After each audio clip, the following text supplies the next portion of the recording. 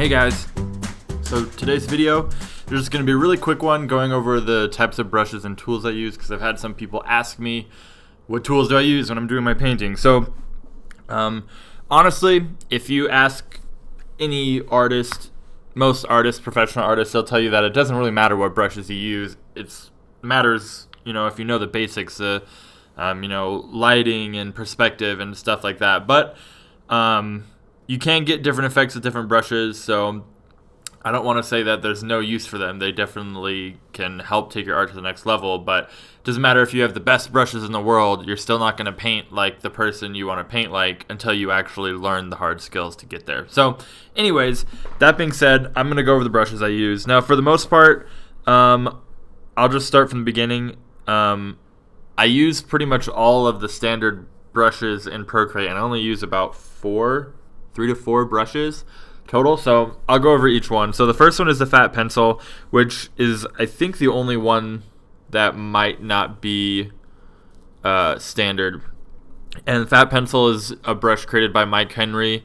He has a YouTube video on how he made it. Just type in fat pencil on YouTube and it will bring it up. So the fat pencil, and all that's really modified about it is how big it can get, so it's not so thin. And that's what I do most of my sketching in, is the fat pencil. And then the next brush that I use a lot is under painting, and it's the round brush, and that one is modified also a little bit, and all I did was give it an opacity fall off, so that when you're pushing lightly or ending your stroke, it tapers off instead of being hard. You can see this is the original round brush, this is mine. So, and if you click on each one, you can adjust their settings.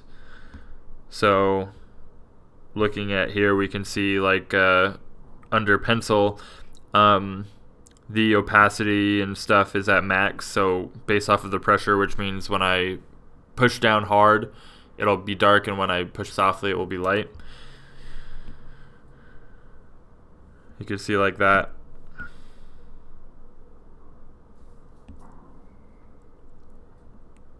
And then the last one that I really use a lot, that I actually probably use the most, is just the charcoal block. Completely standard brush in a Procreate.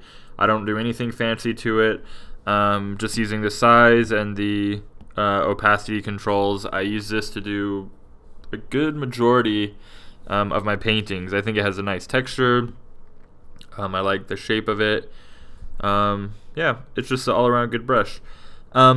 And then occasionally I'll use stuff like the soft brushes. If I'm trying to get in a big soft gradient, I'll use those every now and then. So that's mostly it. And I mean, they have some other pretty cool stuff too. I actually had Procreate for about, I don't know, maybe like a couple months before someone showed me that you could actually slide this brush menu and there's a bunch of other options. And I was like, oh my gosh, holy cow, it's amazing. So yeah, in case you didn't know, you can slide that, and there's dozens and dozens and dozens of different brushes. Sometimes when I want to get a texture, we'll go ahead and turn this layer off and make a new one.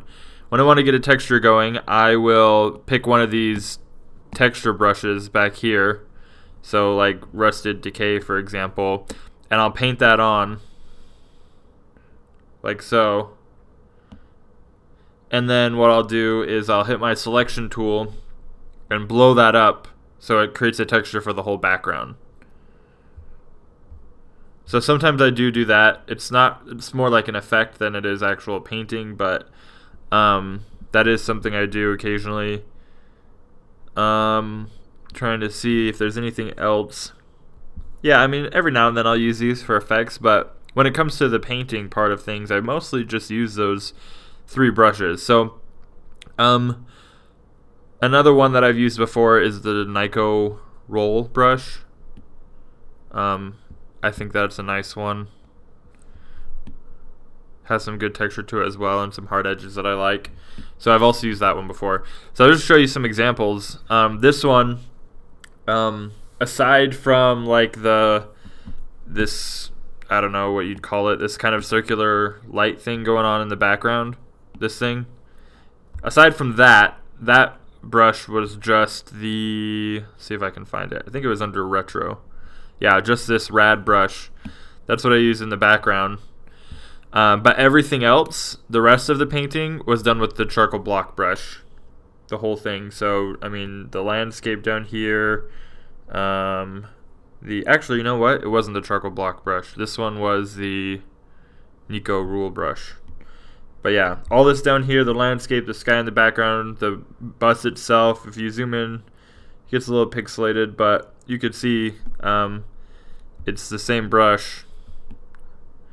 Use the same edges and everything. So there's that painting, and like I said, the whole entire thing was done with that. Oh, and then the outline, I forgot, the outline of the bus where it has this hard edge, that was done with the pencil brush that I showed you, the fat pencil.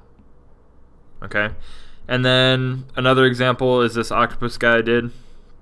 Once again, same thing. This one was just charcoal block brush and the fat pencil brush, the entire thing. So yep, that about covers it. I'm gonna be doing another one on how to create your own brushes, or how to modify them and how to understand that, and hopefully that will help you guys out. So if you like this video and you want to see more like it, be sure to subscribe. Also comment and let me know what you're needing help with or what specific tutorials you want to see.